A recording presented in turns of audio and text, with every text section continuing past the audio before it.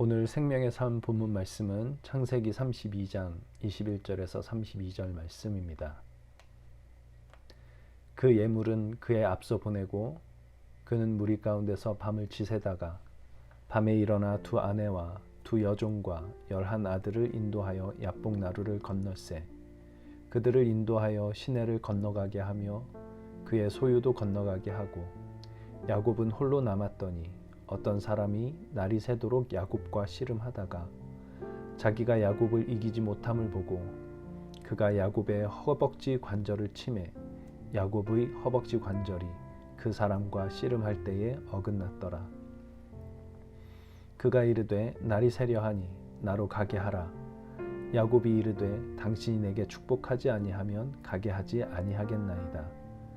그 사람이 그에게 이르되 네 이름이 무엇이냐? 그가 이르되 야곱이니이다.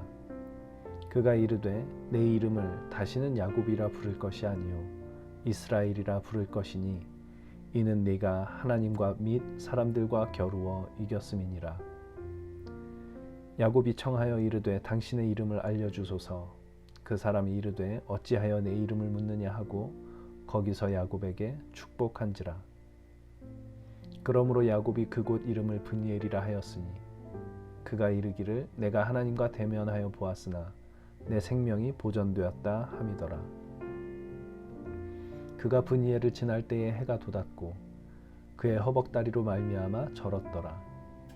그 사람이 야곱의 허벅지 관절에 있는 둔부의 힘줄을 쳤으므로 이스라엘 사람들이 지금까지 허벅지 관절에 있는 둔부의 힘줄을 먹지 아니하더라. 오늘 본문 말씀은 야곱이 하나님께로부터 이스라엘이라는 새로운 이름을 받는 장면이 그려지고 있습니다.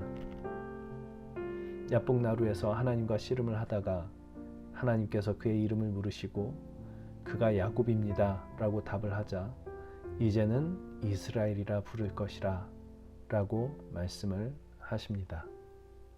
야곱은 발 뒤꿈치를 잡는 자, 곧 교활하고 사기꾼 같은 자라는 의미가 있습니다. 야곱의 삶은 그랬습니다. 형과 아버지를 속여 장자권을 가로챘고 분노한 형을 피해 외삼촌 라반의 집에 살면서도 온갖 꾀를 내어 부자가 되었습니다. 또 시기하는 외삼촌의 집안 사람들을 피해 고향으로 오면서 형 에서를 다시 만나야 할 상황이 오게 되자 어떻게 해서든 그의 마음을 누그러뜨려 위기를 모면하기 위해 자기가 할 수 있는 모든 것을 동원하여 행합니다. 그러고 보면 야곱이 교활하고 사기꾼 같은 자라고 하는 것은 꼭 윤리적으로 잘못된 짓을 했다라는 것을 의미하는 것만은 아닌 것 같습니다. 그의 삶은 온통 자기의 힘으로 자기가 원하는 것을 이루려 했던 삶이었습니다. 그러다 보니 필연적으로 남을 속이는 일도 일어날 수밖에 없었던 것입니다. 교활하고 사기꾼 같은 자라는 의미의 야곱이라는 이 이름의 더 깊은 속뜻은 내 삶은 내 힘으로 살아가는 자라는 의미가 그 안에 담겨져 있는 것 같습니다. 그런데 이제 하나님께서 아니다. 이제 너는 야곱이 아니라 이스라엘이다 라고 말씀을 하시는 것입니다. 그리고 그 이름을 주시는 이유를 네가 하나님과 및 사람들과 겨루어 이겼음이라 라고 말씀하십니다. 야곱은 스스로 발버둥치며 그의 삶을 자기가 원하는 대로 만들어 가려 했습니다. 그런데 지금 야곱은 자기가 할 수 있는 모든 것을 다 동원했지만 자기가 원하는 대로 일이 이루어지지 않을 수도 있는 그런 현실 앞에 부딪혀 있습니다. 야곱이 형 에서를 위해 수많은 예물을 준비했지만 그것으로 자기에게서 장자권을 가로채간 야곱에 대한 분노가 풀리게 될지 알 수 없는 그런 상황이 있습니다. 야곱이 그토록 온 힘을 다해 에서의 화를 풀려 했지만 에서가 그 예물들로 분노가 풀릴지 아니면 그 분노를 풀지 않고 여전히 야곱을 죽이려 들지 알 수 없는 상황입니다. 그런데 그제서야 비로소 그는 간절한 마음으로 하나님을 찾습니다. 하나님께서 축복하지 아니하시면 가게 하지 않겠다 라고 하나님께 필사적으로 매달립니다. 야곱이 처한 정황으로 볼 때 곧 자기의 생명이 어찌 될지 한 치 앞도 알 수 없는 그런 처지에 있었던 것을 생각해 보면 야곱이 하나님께 축복을 구한 것은 단순하게 복 주셔서 이 세상에서 잘 살게 해 주십시오라는 뜻은 아니었을 것입니다. 그것은 오히려 나는 하나님 없으면 살 수 없습니다 라는 절규였을 것입니다. 그런 야곱의 절규에 하나님께서 응답하시는 것입니다. 이제 너는 야곱이 아니라 이스라엘이다. 저에게는 그것이 이런 말씀으로 들립니다. 지금까지 너는 네가 네 힘으로 너의 삶을 지탱하고 있다고 생각하며 살아왔겠지만 이제 너는 더 이상 너를 의지하지 말고 나를 의지해야 한다. 나와 더불어 살며 내 자신이 나의 소유가 되게 해야 한다. 그러면 네가 세상의 것으로 얻고자 갈망했던 것의 실체가 여기에 있음을 보게 될 것이다. 네가 진짜 얻고 싶었던 것을 내게서 얻게 될 것이다. 너는 야곱이 아니라 이스라엘이다. 새로운 이름이란 새로운 정체성입니다.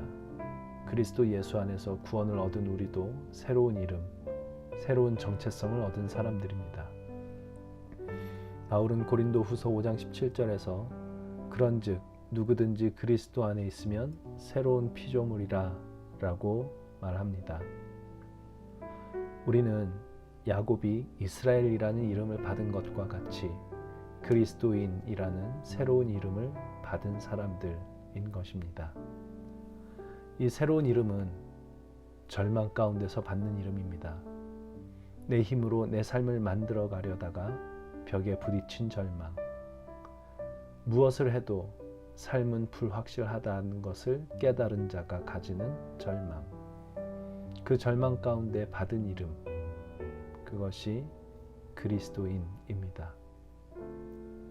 그것은 내 삶은 내가 책임지고 내가 만드는 것이 아니라 하나님께서 내 삶을 책임지시고 하나님께서 내 삶을 만들어 가신다 라고 하는 소망의 이름입니다.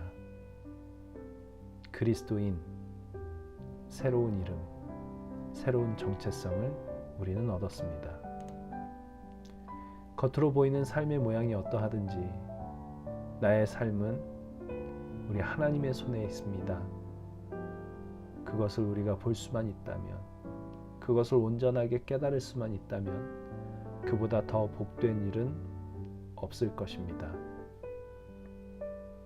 그 복을 누리게 하시기 위하여 하나님께서 우리에게 그리스도인이라는 이름을 주셨습니다. 야곱은 이스라엘이 되었고 우리는 그리스도인이 되었습니다. 이 복된 정체성을 잘 지켜나가며 하늘의 복된 것을 누릴 수 있는 저희들 되면 좋겠습니다.